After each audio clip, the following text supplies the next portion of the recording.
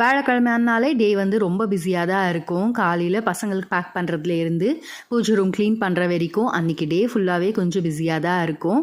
பசங்க எல்லாமே கிளம்புன பிறகு அதுக்கப்புறமா நான் வந்து பூஜை ரூம் எல்லாமே க்ளீன் பண்ணிவிட்டு பூஜை சாமான் எல்லாமே தொலைக்கி வச்சுட்டேன். 3 மணிக்காக தான் பார்த்திங்கன்னா மறுபடியும் பூஜை சாமானுக்கு எல்லாமே மஞ்சள் குங்குமம் வைக்க ஆரம்பிப்பேன். பூஜை சாமானுக்கு மஞ்சள் குங்குமம் வச்ச பிறகு வாசப்படிக்கு எல்லாமே வந்து இப்படி ரெடி பண்ணி வச்சுப்பேன். இப்படி வைக்கிறதுனால தான் எனக்கு வெள்ளிக்கிழமை காலையிலேயே பூஜை பண்ணுறதுக்கு ரொம்பவே ஈஸியாக இருக்கும். அதனால எப்போவுமே வியாழக்கிழமை ஆனால் இப்படி ரெடி பண்ணி வச்சுப்பேன்.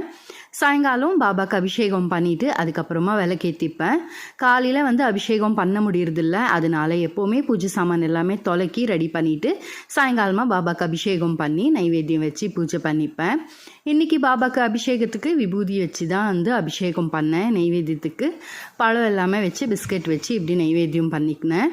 இன்றைக்கி என்னோட டே இப்படி தான் இருந்துச்சு. நாளைக்கு எப்படி இருக்கும்ன்றதை பார்க்கலாம்.